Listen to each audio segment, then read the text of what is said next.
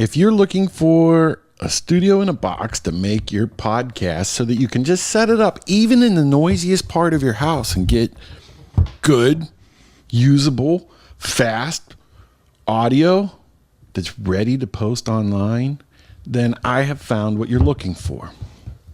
And also in the course of testing this, I found out a few things that you might want to know about that'll save you more time. This is even recording the audio you're hearing now right into an iPad. No syncing in Final Cut. No syncing the audio. Ready. Boom. Hit it. Psh, shipped. That's the point for today's video. How to just ship it. Well, I pressed the big red button on this Rodecaster Pro. And this video is here to tell you what the microphones are like, what it sounds like, and I happen to have it set up with 5 mics. 5 mics just for one video. So, as you can see, I've got a Shure Beta58A with the foam on it, and I can get the proximity effect. And let me adjust the level there a little bit. Next to it, I'm going to switch mics while we're doing this. So I did that on the fly. Now I'm speaking to you through a Rode NT1 right there. Doesn't sound too bad.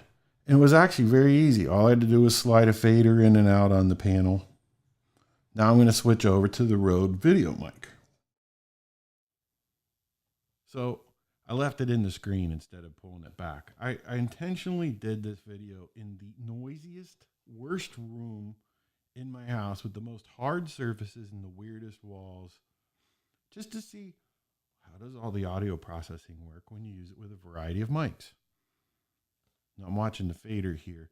On your Rodecaster Pro, there are the fader lines. They say that Unity is at the 5th line. I'm noticing though, I have the Videomic and I have the Rode, see there, Rode Lav mic buckled on, and they're both connected with Rode. Notice a trend here: Rode, Rodecaster, Rode NT1, Rode condenser.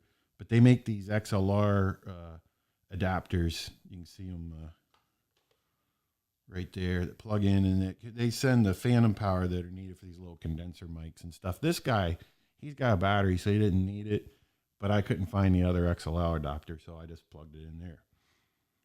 So you've been listening. That's the audio with the Videomic. Now let's switch to the Lav mic. So that should be, yeah, it's coming right in and level. I just slid it right up to the 5th line and boom. I don't have to do any thinking.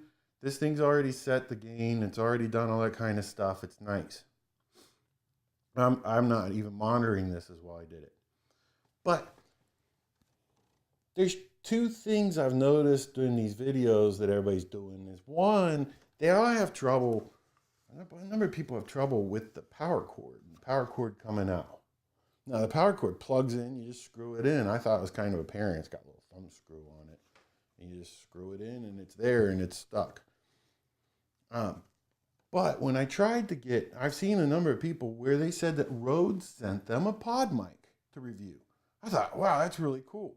I wanted to review one too. I'm going to switch back. Let's go back over here to there we go. I wanted to review one too, but everywhere I looked, I went on Best Buy. I went on Amazon. And even when I bought the Rodecaster, I got it in a Bailey Brothers. And the good people at B&H, I had ordered from them, and when I found out Bailey Brothers had it right down the street, well, I went over to Bailey Brothers and got one over there, and I kept telling the guy, he was asking me, what else would you like to go with this? I said, a PodMic. He said, I don't have one. So he asked me again later on, he goes, what else do you need? And I said, a PodMic. So he contacted his Rode rep at that time, and he got a text while we were standing there. They don't have them. They're not going to have them for a while. But I managed to get one to review. Here you have the Rode PodMic ready to go. See, it's already branded and everything. Let's see how it sounds with the new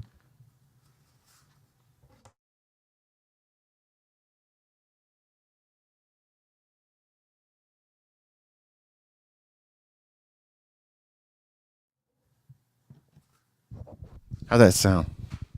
It's pretty quiet. It might be quieter than the NT1. I didn't hear any hissing. I couldn't see any background levels or anything on the mix panel when it was going. Overall, so far, we'll see how this sounds when it goes, but the Rodecaster is pretty cool. I'm a little bit disappointed in the PodMic. The one that Rode sent me to review, at least, it doesn't seem quite like the one I'm seeing on the other videos. I mean, and I couldn't get one to buy one, so when I get my hands on one, maybe I'll plug one of those in so you can see how it does in this noisy room. So far, though, just to run down it again, here's the Shure dynamic, Beta58 kind of standard vocal microphone. Here's the NT1 studio condenser. Ordinarily in a room like this, I wouldn't, not without putting some treatment around, I wouldn't try it. But I bet it's going to sound pretty good. It sounds good all the time. It's just the background stuff. This is more to see how this thing does. If you just go somewhere, set it up, put it in front of your people to talk, put the faders up, and record a podcast. Let's just see how it does. I found out something that is a lot of things that are really surprising to me. One, I was hoping that just by using, the whole concept of this Rodecaster, this guy, is that you've got all your studio, everything you need, and boom, you've got a post-produced file ready to use when you're done. So I wanted to tell you about my findings and stuff, but I just found out something else too. If you plug the Rodecaster into the iPad with the USB-C, this is supports full speed, whatever they call it, super speed or whatever. It's the USB-C, and I plugged it in the back. I plugged it to the iPad. It prevented the iPad from recording video. My hope was that the audio out into an iPad Pro. The other thing I found out the other day is when you're recording on the iPad, you have to look where you're not expecting to look. And so the other video, I keep looking to the side of you guys. Now I'm looking where the camera is. I need to maybe I should have done a post-it note with a big arrow there. Look here. That probably would help me, but I didn't do it. Back to the USB-C. Kept the iPad from recording. So my hope was, I watched this video where Rode send this guy one of these, and he got a backpack with it. And I'm like, how cool is that? I've already been looking for, where can I get a case so I can take this thing to interviews? You can't find that backpack online. This guy gets one. He didn't even care about it. He just throws it over his shoulder. I was like, oh my God, if they sent that thing to me, I would be so happy. Between that and my PodMic, one of the things that I was disappointed about with the PodMic that I got sent is that the XLR, people complain about the power connection back here, which I was able, I'm not an audio guy, but even I could figure out that sleeve screws on there and that's what secures it. And I was like, that's cool because that keeps me from tripping on and knocking the power out. The XLR connection on this is terrible. You can't even tell if it's in there. It keeps falling out. I don't know. I think they need, I hope when the PodMic ships that that the connection's a lot better. But I couldn't believe it. This guy, who's got more views than I'll ever have or anything like that, his audio wasn't even synced. It was like watching a Godzilla film. He was talking, but and it was a good 200 milliseconds or even maybe half a second off. And I'm like, did he even listen to his own video before he posted it? But that's what I'm talking about. If that USB-C to the iPad would have synced up when I was recording, that would be even cool because I plan on actually editing this right in the iPad and posting to YouTube right from iMovie. That's the whole idea, right? That's why you want this, because you want production ready. You don't want to have to match all this stuff. Everything else. And I wish, if you're good with the iPad and you understand what's going on, it's an iPad Pro, I put the USB-C to USB-C, you would think that the iPad would recognize an external audio source and just maybe there's something in there that you need to do that I didn't do. I found out that the iPad, you'll see the USB connection is going straight into the iPad that's recording this video. And I found out that all you have to do to make it work is go into the settings and turn off the multi-channel. Well, I found out something else. If I get classy enough when I edit, you see I have a Rode SmartLav Plus. Rode, are you listening? I mean, look at all this. I was using this. One of the things I figured out is, even though there is a TRRS, let me see if I get that up there. And then they give you this, which is great. This helps you basically connect to anything. So I tried on the back, just wondering. I tried using the, wherever the phone connector is, it's over here somewhere. I don't know. You just plug in there. I thought, okay, if I plug in the TRRS there, because that's what it's expecting to see, that my SmartLav would be powered and I would have 5 mics. No, it didn't work. So what I did when I recorded this is I used this guy. Rode sells these. These are great. They take the balanced XLR and put it to plug-in power. I've used it with my Zoom recorders. It works great. So the concept, you just plug it in there. Boom. So what I did is took this guy. Let me see. So what we're doing here, you just go pop.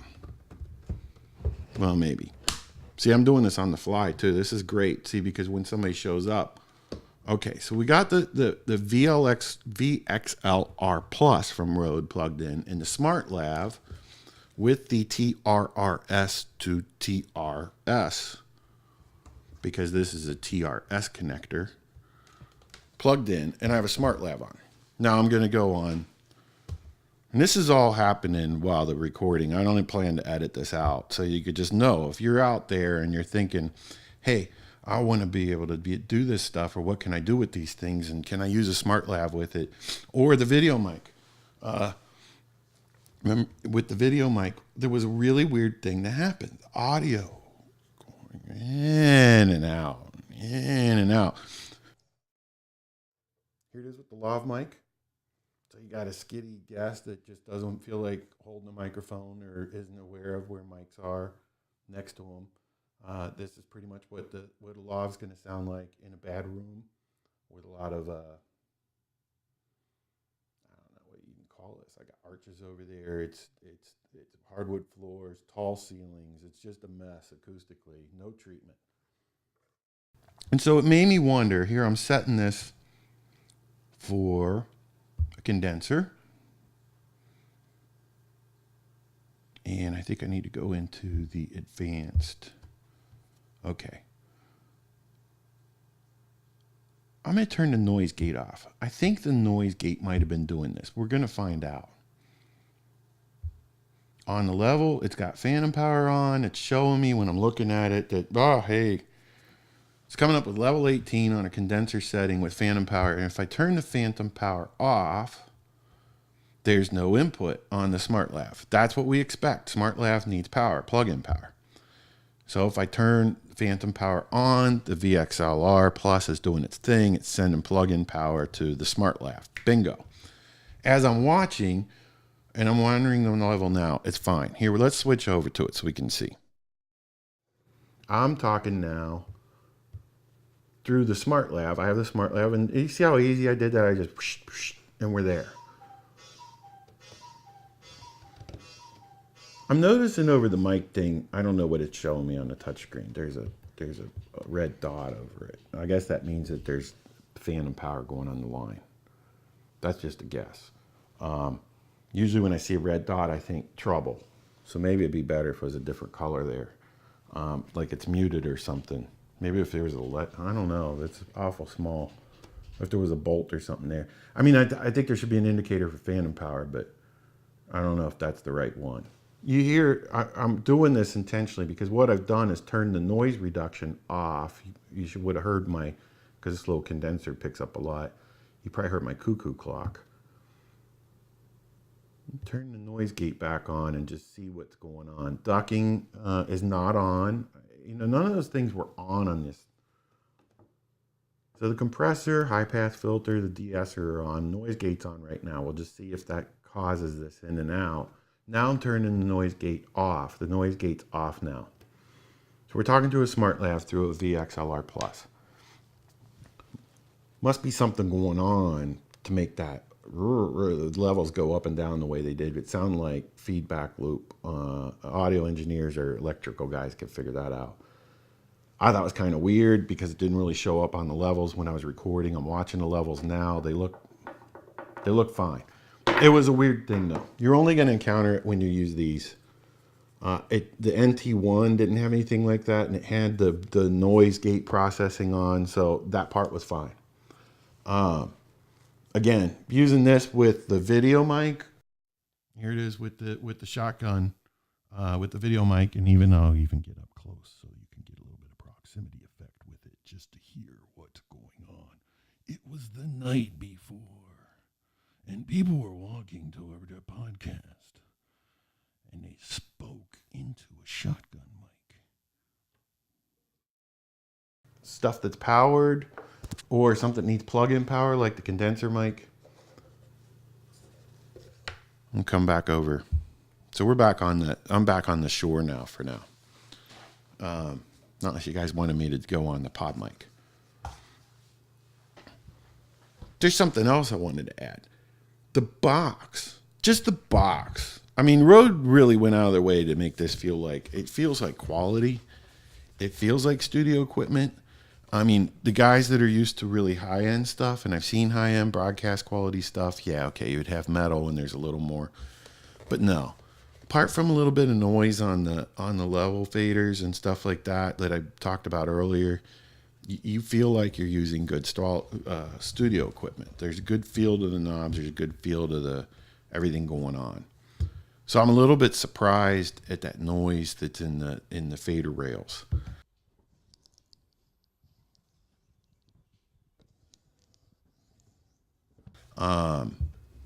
I'm also kind of surprised that that's got to be some kind of weird electrical thing going on with that fading that was going on with the noise gate and feedback with the VXLR Plus. But the box, just the box for this thing. I mean, I took the empty box that Rode ships the Rodecaster in, put it on a kitchen scale, 3 pounds, 7 ounces. I mean, this thing, just the box. I mean, this thing's beautiful. Apple's got nothing on them with that. But let's talk about something else. You ever notice some of these other videos where people are reviewing these things? There's a little pull tab, and you pull the screen protector off. They do that so you don't get one scratched. There's people reviewing this, and they left that on there. I'm like, between that and I don't know. If Rode sent me one of these and it had the backpack, I wouldn't be throwing it over my shoulder like it's junk. I guess when it's free, people treat it like junk. Or, I don't know, I was surprised. That's the one where the guy was out of sync. But I saw another one where somebody got it, and I was just kind of like, yeah, stuff's durable, but the way they were treating it, I was like, and then I saw another one where they got it in front of them, but they never used it. I mean, if you're going to review something, have it in the. I mean, you guys can see this is active. You see the level meters going in. It's okay. It's upside down, but so what? My idea was, what I told you, is ship it. That little micro SD card's going on my iCloud drive, and it's going boom into iMovie, and then I'm going to start assembling the stuff, and then boom, I guess I have to make a YouTube channel. If the graphics aren't nice on my channel and all that, cut me a break, because I just want you guys to see. This is the Rodecaster. It's really nice. You want one. Because you can ship it audio with it. You hit the button, you hit this big sexy power button, just like an engine start. Next thing you do is you hit that button and you're going, and you get audio. You can't beat it. A little bit of weirdness with the, if you're using the plug-in power mic, there shouldn't be. Hopefully without the noise gate, there won't be. We'll see. I won't be able to. Obviously I'm not listening while I have the thing on, because that's supposed to be one of the nice things of this is if you're sitting in a room interviewing people, don't you want to look at them and talk to them and hear them? I mean, it's so much better if you can hear it live.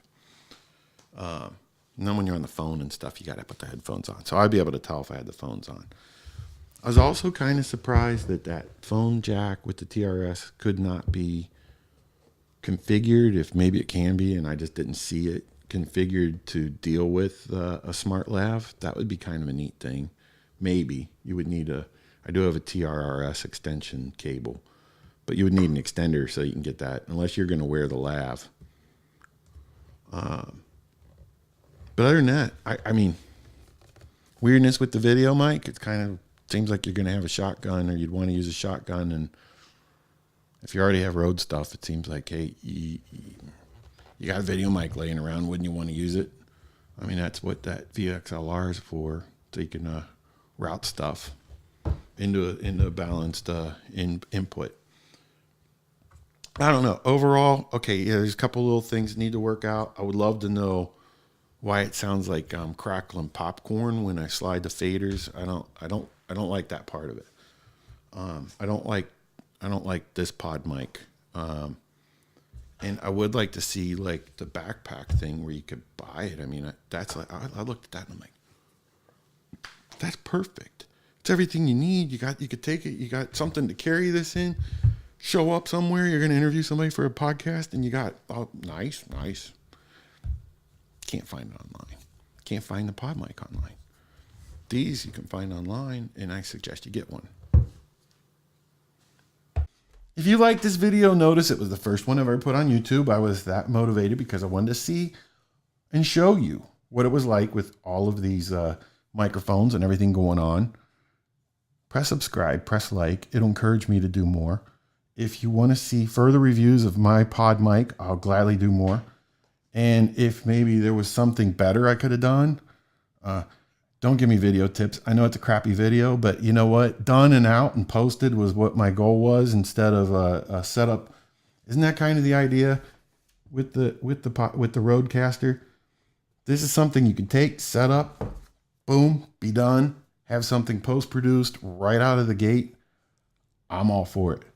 If you've done post-production, if you've tried matching gains between channels, if you've had somebody on the phone and you're already in the interview and they've already told you, it's really confusing because I'm keep getting this echo and you can't figure out how to stop the echo, because when you look on Audio Hijack, it's set up the way that, or you have to call them back, and then, you know, next thing you know, they're not available, and you just screw the whole interview up. I've done that. We've all done that. It's what happens with podcasting.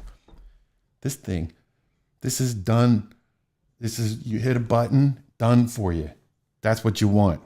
That's what I wanted. That's why this thing was so worth it. Look at all those mics I got in there. Look at all the mics I set up. I could have done well, that's the one thing Rode's kind of got crazy. If you look at their videos on their website, I don't know what kind of podcast you guys are doing, but one, I've never had that many people in a room, but it's nice to know I could. But two, I get the feeling like, I don't know, you know, I haven't seen anybody say, hey, babe, is that a Rodecaster you got? I want to go do an interview with you. But you get the sense from those videos, that's what's going on. Just don't worry about it. That's marketing. What you want to know about is what this is. Hit a button, it goes on a card, post-production's done, boom, psh, psh, psh. And if you use one of these podcast hosts that will transcode it for you, you can't be any easier than that. And if you know from podcasting, unless you got a guy that does it for you, or you got like a heavily monetized thing, that post-production will kill it. And then your guest is like, when's it going to be posted? And you're like, I have to get on Logic Pro, I have to do, or I have to do, maybe you do it in GarageBand, maybe you do it in Premiere, whatever, and loudness matching and all the other stuff. Who wants all that? This, boom, transcode, upload. Psh, that way you can waste all your time putting your tags in and setting up WordPress, right? I mean, and that's what it's all about. Get the Rodecaster Pro. It's nice. I can't say anything about the PodMic though. This didn't really work for me.